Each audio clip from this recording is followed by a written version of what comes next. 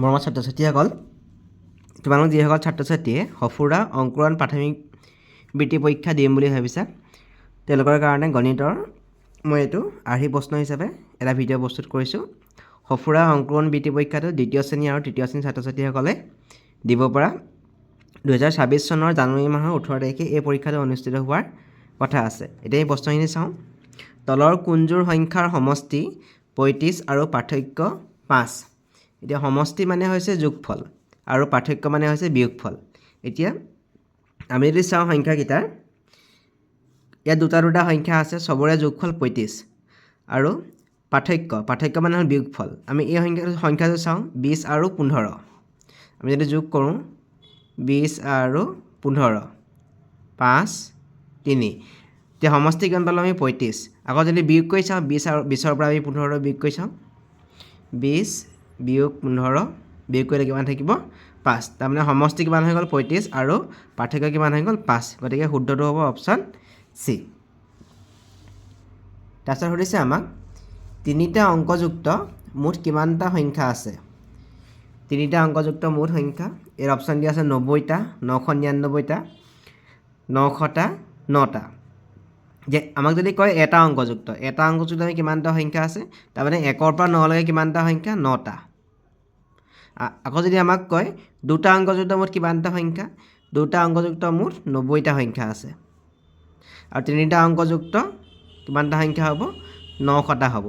গতিকে অপশ্যন চিটো ইয়াত শুদ্ধ।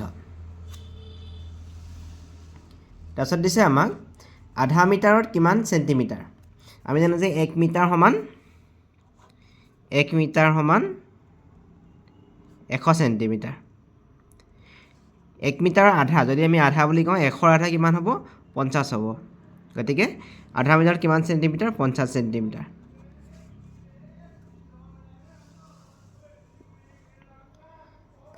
ৰাতিপুৱা 5 বজাৰ পৰা গধূলি 7 বজালৈকে কিমান ঘণ্টা? এতিয়া আমি যদি এটা ঘড়ী আঁকি এইটো বুজিবলৈ চাওঁ, এইটো আমি ঘড়ী আঁকিছোঁ, এইটো 6, 3, 9, 12, 4, 5, 7, 8। এতিয়া আমি যদি 5 বজা চাওঁ, এতিয়া 5 বজা 5 বাজিছে, 12 পোনে পোনে ঘণ্টা মিনিট কটা আছে আৰু এইটো ঘণ্টা কটাডাল 5 পোনে পোনে আছে। এতিয়া 5 বজাৰ পৰা গধূলি 7 বজালৈ গৈছে। আমি ৰাতিপুৱা 5 বজাৰ পৰা যদি আমি ঘূৰি যাওঁ, সম্পূৰ্ণ এপাক ঘূৰিলে কিমান ঘণ্টা হ'ব? 12 ঘণ্টা হ'ব। এই 5 বজাৰ পৰা আমি যদি ঘূৰি আমি সন্ধিয়া 5 বজালৈকে কিমান ঘণ্টা হ'ব? 12 ঘণ্টা। আকৌ 5 বজাৰ পৰা 7 বজালৈ বুলি কৈছে, গতিকে 5ৰ পৰা 6লৈ এঘণ্টা, 6ৰ পৰা 7লৈ এঘণ্টা। তাৰমানে 12 লগত আমি 2 যোগ কৰিব লাগিব, কিমান ঘণ্টা হ'ব? 14 ঘণ্টা। ইয়াত অপশ্যন চিটো আমাৰ শুদ্ধ। তাৰপিছত দিছে আমাক 706ত শূন্যৰ স্থানীয় মান হ'ব। এতিয়া এই প্ৰথম 6টো আছে এককৰ ঘৰত, এইটো এককৰ ঘৰত আছে। তাৰপিছত শূন্যটো আছে দশকৰ ঘৰত আৰু 7টো আছে শতকৰ ঘৰত। এতিয়া আমাক কৈছে শূন্যৰ স্থানীয় মান। শূন্যৰ স্থানীয় মান কিমান হ'ব? 0 দশক হ'ব। শূন্যৰ স্থানীয় মান কিমান হ'ব? 0 দশক। 0 দশক মানে কিমান? 0 দশক মানে কিমান? 0 দশক মানে 0ই হ'ব। উত্তৰটো কিমান হ'ব? 0 হ'ব। তাৰপিছত সুধিছে তলৰ কোনটো আটাইতকৈ ডাঙৰ? ইয়াত আমি চাওঁ 1.5 কিলোগ্ৰাম আছে, এইটো 2 কিলোগ্ৰাম আছে, এইটো 750 গ্ৰাম আছে আৰু এইটো 980 গ্ৰাম আছে। আমি জানো যে গ্ৰামতকৈ কিলোগ্ৰামটো ডাঙৰ একক। এতিয়া ইয়াত দেখিছোঁ আমি 1.5 কিলোগ্ৰাম আছে আৰু এইটো 2 কিলোগ্ৰাম আছে। গতিকে কোনটো ডাঙৰ হ'ব? 2 কিলোগ্ৰামটো ডাঙৰ হ'ব। 7 নম্বৰ প্ৰশ্নটো কৈছে তলৰ শ্ৰেণীটোৰ খালী ঠাইত কি বহিব? এতিয়া আছে 10, 11, 14, 19। এই খালী ঘৰত কিমান সংখ্যা বহিব? ইয়াত দিছে 26, 20, 36, 28। ইয়াত কোনটো সংখ্যা বহিব? ইয়াত 10ৰ পিছত কিমান হৈছে? 11। তাৰমানে 10ৰ লগত কিমান যোগ হৈছে? 1 যোগ হৈছে। 10 1 11 হৈছে। তাৰপিছত 11ৰ পিছত কিমান যোগ হৈছেগৈ? 14। তাৰমানে 11ৰ লগত 3 যোগ হৈছে। 11ৰ লগত 3 যোগ কৰিলে কিমান হ'ব? 14। 14ৰ পিছত কিমান হৈছেগৈ? ইয়াত 19। তাৰমানে 5 যোগ হৈছে 14 লগত 5 যোগ হৈ কিমান হৈছে 19 ইয়াত চাওঁ আমি 1 যোগ হৈছে 3 যোগ হৈছে 5 যোগ হৈছে ইয়াত কিমান যোগ হ'ব 6 টো এৰি 7 যোগ হ'ব এতিয়া 19 লগত যদি 7 যোগ হয় কিমান হ'ব আমি 19 আৰু 7 যোগ কৰিছোঁ কিমান হ'ব 26 তাৰ মানে ইয়াত কিমান সংখ্যা বহিব 26 গতিকে শুদ্ধ কোনটো হ'ব অপচন এটো তলৰ কোনটো চিত্ৰ অমিল আমি ইয়াত দেখিছোঁ যে এইটো এটা ঘনক এইটো চুঙা এইটো শংকু এইটো এটা বৃত্ত এতিয়া ঘনক চুঙা আৰু শংকু এইকেইটা হ'ল ত্ৰিমাত্ৰিক আকৃতি দিক প্ৰস্থ উচ্চতা আছে কিন্তু এইটো হৈছে বৃত্ত বৃত্তটো হ'ল দ্বিমাত্ৰিক আকৃতি গতিকে এই চিটো আমাৰ শুদ্ধ 789 সংখ্যাটোত মুঠ কিমানটা অংক আছে এতিয়া ইয়াৰ প্ৰতিটোকে এটা অংক বুলি কয় 9টো এটা অংক 7টো এটা অংক আৰু 7টো এটা অংক 9 8 7 প্ৰতিটো এটা অংক বুলি কয় ইয়াত কিমানটা অংক আছে 3টা অংক আছে গতিকে উত্তৰ কোনটো হ'ব অপচন 3 ডিটো শুদ্ধ হ'ব ইয়াত 3টা অংক আছে তাৰ পিছৰ বস্তুটো আমাক 186 সংখ্যাটোত একৰ নিজা মান এতিয়া এটো হ'ল একক দশক শতক একটো শতকৰ ঘৰত আছে আমাক যদি স্থানীয় মান বুলি ক'লে হ'লে আমি কি বুলি ক'লে হ'লে একৰ স্থানীয় মান কিমান হ'লহেঁতেন 100 হ'লহেঁতেন কিন্তু ইয়াত কৈছে একৰ নিজা মানটো কিমান হ'ব একেই হ'ব গতিকে ইয়াত বিটো শুদ্ধ নিজা মান বুলি ক'লে সংখ্যাটো নিজেই হ'ব এইটো নিজা মান বুলি নকৈ মুখ্য মান বুলি ক'ব পাৰে তাৰ পিছৰ প্ৰশ্ন আমাক 25 পইচাৰ মুদ্ৰা কিমানটা লগ লাগিলে 2 টকা হ'ব এতিয়া 2 টকা সমান কিমান পইচা হ'ব 1 টকা হ'বলৈ হ'লে 100 পইচা হ'ব আৰু 2 টকা হ'বলৈ হ'লে 200 পইচা হ'ব এতিয়া আমি 25 পইচা কেইটা লগ লাগিব 8টা লগ লাগিব 25 পইচা যদি 4টা লগ লাগে 1 টকা হয় আকৌ আৰু 1 টকা হ'বলৈ হ'লে আকৌ 25 পইচা 4টা লগ লাগিব মুঠতে 25 পইচা 8টা লগ লাগিলে 2 টকা হ'ব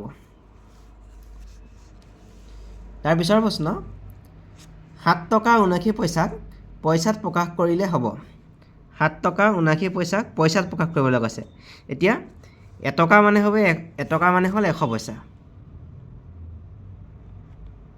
1 টকা মানে হ'ল যদি 100 পইচা গতিকে 7 টকা মানে কিমান পইচা হ'ব 7 টকা মানে হ'ব 700 পইচা হ'ব এতিয়া 700টো পইচা আছে আৰু এই 79টো পইচা আছে আমি দুইটা যোগ কৰি দিম 700 আৰু 79 আমি যদি যোগ কৰি দিলে কিমান হ'ব 779 ইমান পইচা হ'ব গতিকে ইয়াত এইটো আমাৰ শুদ্ধ হ'ব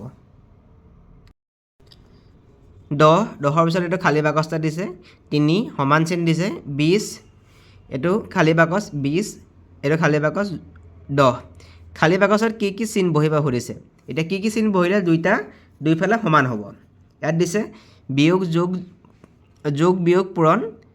বিয়োগ যোগ পূৰণ আকৌ পূৰণ যোগ বিয়োগ পূৰণ আৰু যোগ এতিয়া আমি যদি কৰি চাওঁ 10 আৰু 3 দিছে ইয়াত আমি ইয়াত পাতি ল'ম 10 খালী বাকচ 3 আমি যদি ইয়াত পূৰণ চিন দিওঁ 10 3 গুণ কিমান হৈ যাব 30 হৈ গ'ল আকৌ 20 খালী বাকচ আকৌ ইয়াত দিছে 20 আকৌ ইয়াত দিছে কিমান আছে 10 এতিয়া কি কৰিম আমি এই 20ৰ লগত যদি আমি ইয়াত যদি আমি যোগ চিন দি দিওঁ 20 তাৰপিছত ইয়াত যদি আমি বিয়োগ চিন দি দিওঁ 10 হৈ যাব তাৰমানে 20ৰ লগত 20 যোগ কৰিলে কিমান হ'ব 40ৰ পৰা আমি এই 10টো বিয়োগ কৰিলে কিমান থাকিলে 30 তাৰমানে আমি প্ৰথম খালী বাকচটো কি দিব লাগিব আমি ইয়াত দিব লাগিব পূৰণ চিন তাৰপিছত ইয়াত দিব লাগিব আমি যোগ চিন আৰু ইয়াত দিব লাগিব আমি বিয়োগ চিন তেতিয়া দুইফালে সমান হ'ব গতিকে কি চিন দিলোঁ প্ৰথমতে পূৰণ যোগ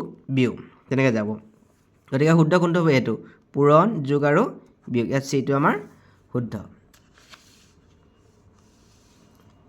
তাৰপিছত দিছে আমাক 7ৰ 2 গুণক 0ৰ সৈতে পূৰণ কৰিলে কিমান হ'ব 7ৰ 2 গুণ বুলি ক'লে 7 পূৰণ 2 গুণ মানে হৈ গ'ল পূৰণ 7 2 গুণ কিমান হৈ গ'ল 14 কিহৰ লগত পূৰণ কৰিবলৈ কৈছে 0 আমি যদি 14 লগত 0 পূৰণ কৰোঁ 0 লগত যিকোনো সংখ্যা পূৰণ কৰিলে উত্তৰটো কিমান হ'ব 0 গতিকে ইয়াত চিটো শুদ্ধ হ'ব তাৰপিছত দিছে আমাক তলৰ শ্ৰেণীটোৰ খালী ঠাইত কি সংখ্যা বহিব ইয়াত দিছে 70 64 58 এতিয়া আমি চাওঁ 70 পিছত 64 হৈছে তাৰমানে আমি 70ৰ পৰা 6 বিয়োগ কৰি 10 চাইকেল থাকিল 6 64 হৈছে 70ৰ পৰা 6 বিয়োগ কৰি কিমান হৈছে 64 হ'ল আকৌ 64 সংখ্যাটোৰ পৰা আকৌ 6 বিয়োগ কৰিছোঁ 14 চাইকেল থাকিল 8 58 হৈছে কিমান হৈছে 58 তাৰমানে 58ৰ পৰা আকৌ আমি 6 বিয়োগ কৰিব লাগিব 58ৰ পৰা 6 বিয়োগ কৰিলে কিমান হৈ গ'ল 52 গতিকে কোনটো সংখ্যা হ'ব খালী ঘৰত কিমান বহিব 52 গতিকে এইটো আমাৰ শুদ্ধ হ'ব আমি কেনেকৈ 6 সংখ্যাটো বিয়োগ কৰিছোঁ বুলি গম পালোঁ আমি কি কৰিম এই প্ৰথমটোৰ পৰা আমি ছেকেণ্ডটো বিয়োগ কৰি চাম এটা আমি যদি বিয়োগ কৰি চাওঁ আমি গম পাম 6 পাম তাৰমানে প্ৰতিটোৰ পৰা 6 6 বিয়োগ হৈ গৈছে 70ৰ পৰা 6 বিয়োগ হৈ 64 হৈছে আকৌ 64 পৰা 6 বিয়োগ হৈ 58 হৈছে 58ৰ পৰা 6 বিয়োগ হৈ 52 হৈছে আকৌ যদি আমাক পিছত উলিয়াবলৈ দিলেহেঁতেন আমি 52ৰ পৰা আকৌ 6 বিয়োগ কৰিলোঁ হ'লে তলৰ কোনটো চিত্ৰত বক্ৰৰেখা ব্যৱহাৰ কৰা হৈছে এতিয়া বক্ৰৰেখা মানে হ'ল বেকা ৰেখা এনেকুৱা ৰেখা যিটো বেকাকৈ থাকে বেকাকৈ থাকিব এইবোৰ বক্ৰৰেখা হয় এতিয়া আমি যদি এইটো চিত্ৰ চাওঁ এইবোৰ হ'ল সৰলৰৈখিক ৰেখা এইটো পোন ৰেখা মানে এইটো সৰলৰৈখিক ৰেখা এইটো সৰলৰেখা আৰু যিটো বেকা ৰেখা থাকিব এইটো বক্ৰৰেখা বুলি কয় বক্ৰ বা বেকা গতিকে আমি যদি এই গোটেইকেইটা চিত্ৰ চাওঁ ইয়াতেতো সৰলৰৈখিক ৰেখা সৰলৰেখা ব্যৱহাৰ কৰা হৈছে ইয়াতো সৰলৰেখা ব্যৱহাৰ কৰা হৈছে আৰু বক্ৰৰেখা কোনটো ব্যৱহাৰ কৰা হৈছে এইটো C নম্বৰ চিত্ৰত গতিকে চিটো ইয়াত শুদ্ধ তাৰপিছত দিছে আমাক 1 ঘণ্টা 50 মিনিটত কিমান মিনিট এতিয়া আমি জানো যে 1 ঘণ্টা সমান 60 মিনিট এই 1 ঘণ্টা সমান কিমান মিনিট হ'ল 60 আৰু 50 মিনিট বুলি কৈছে গতিকে আমি 50টো ইয়াত যোগ কৰি দিম 110 হৈ গ'ল গতিকে কোনটো হ'ব ইয়াৰ চিটো আমাৰ শুদ্ধ 110 মিনিট তলৰ কোনটো এটা যুগ্ম সংখ্যা নহয় যুগ্ম বা জোড় সংখ্যা যিবোৰ সংখ্যা 0 2 4 6 আৰু 8ৰে শেষ হয় সেই সংখ্যাবোৰ যুগ্ম সংখ্যা হয় এতিয়া এই 70 সংখ্যাটো কিহেৰে শেষ হৈছে 0ৰে শেষ হৈছে গতিকে 70 সংখ্যাটো যুগ্ম সংখ্যা এইটো 82 সংখ্যাটো শেষত কিমান আছে 2 থাকিলে কি হয় যুগ্ম সংখ্যা হ'ব 94 সংখ্যাটো শেষত কি আছে 4 থাকিলে যুগ্ম সংখ্যা হ'ব 99 সংখ্যাটো চাওঁ কিহেৰে শেষ হৈছে 9ৰে শেষ হৈছে এইটো 0 2 4 6 আৰু 8 নাই গতিকে 99টো এটা যুগ্ম সংখ্যা নহয় এইটো এটা অযুগ্ম সংখ্যা তলৰ কোনটো ছবিৰ দুভাগৰ এক অংশত ৰং কৰা আছে আমি যদি প্ৰথম ছবিটো চাওঁ ইয়াত কেইভাগৰ ৰং কৰা আছে ইয়াক কেইভাগ কৰা হৈছে এভাগ দুভাগ তিনিভাগ কৰা হৈছে তিনিভাগ কৰি এভাগত ৰং কৰিছে এইটো তিনিভাগৰ এক পিছৰ ছবিটো চাওঁ আমি 1 2 3 4 চাৰিভাগ কৰিছে চাৰিভাগ কৰি এভাগত ৰং কৰিছে ইয়াত দেখিছোঁ আমি তিনিভাগ কৰিছে তিনিভাগ কৰি এভাগত ৰং কৰিছে ইয়াত দেখিছোঁ আমি 1 2 3 4 চাৰিভাগ কৰি দুভাগত ৰং কৰা হৈছে তাৰমানে চাৰিভাগ কৰি ইয়াত দুভাগত ৰং কৰা হৈছে মানে ইয়াৰ আধা অংশত ৰং কৰা হৈছে এইটো চাৰিভাগৰ 2টো দুভাগৰ 1ৰ সমান চাৰিভাগ কৰি দুভাগত ৰং কৰিছে তাৰমানে ইয়াৰ আধা অংশত ৰং কৰা হৈছে গতিকে ইয়াত ডিটো আমাৰ শুদ্ধ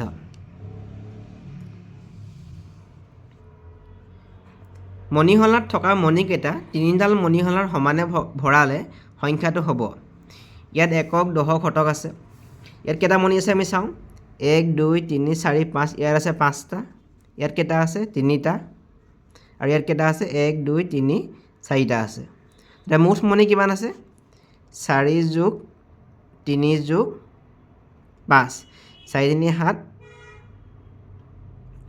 3 5 8 8 কিমান হৈ গ'ল 12টা মুঠতে ইয়াত মণি কিমানটা আছে 12টা আমি আটাইকেইডাল মণিত সমানে ভৰাব লাগে বুলি কৈছে আমি যদি ইয়াত যদি আমি ভৰাই চাওঁ 12টা মণি হ'ব লাগিব আমি এইটো এককৰ ঘৰ এইটো দশকৰ ঘৰ এইটো শতকৰ ঘৰ আমি প্ৰথমতে শতকৰ ঘৰত ভৰাইলোঁ 1 2 3 4 1 2 3 4 1 2 3 4 আমি গোটেইকেইডাল মণিত সমানে গোটেইকেইডাল মণি হ'লত আমি সমানে মণি ভৰাই দিলোঁ কেইটা হ'ল 1 2 3 4 5 6 7 8 9 10 11 12 এতিয়া আমি গোটেইকেইডাল 12টা পালোঁ গতিকে এই সংখ্যাটো কিমান হ'ব 17 ঘৰত কিমান আছে 4 আছে গতিকে আমি ইয়াত কিমান পাতিম 4 10 ঘৰত কিমান আছে ইয়াতো 4 আছে আৰু 1ৰ ঘৰটো কিমান আছে 4 গতিকে সংখ্যাটো কিমান হ'ব 444 গতিকে অপশ্যন চিটো ইয়াত শুদ্ধ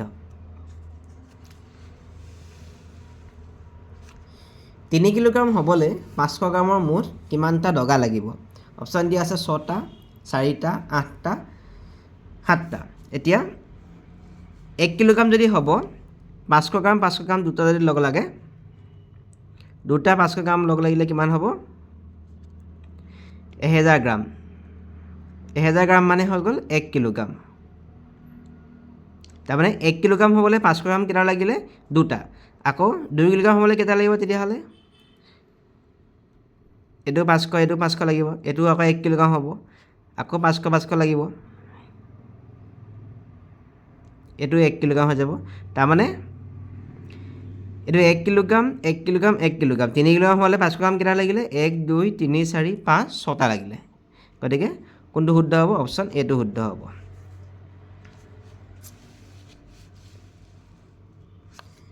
তুমি এটা মোনাত 40টা আৰু 25টা বগৰী ভৰালা তাৰ পৰা তুমি 17টা বগৰী তোমাৰ লগৰীয়াক দিলা মোনাত কিমানটা বগৰী থাকিব তুমি কিমানটা প্ৰথমতে ভৰাইছিলা আমি এটো যোগ কৰি লম 40টা আৰু 25টা আমি 40 আৰু 25টো আমি যোগ কৰি লম 5 65টা কেইটা বগৰী আমি মোনাত ভৰাইছিলো 65টা লগৰীয়াক কিমানটা দিলো 17টা আমি বিয়োগ কৰিম 65 পৰা আমি 17টো বিয়োগ কৰিম 15 গ'ল থাকিল 8 5 গ'ল থাকিল 4 কিমানটা থাকিলে মোনাত 48টা থাকিলে গতিকে বিটো ইয়াত শুদ্ধ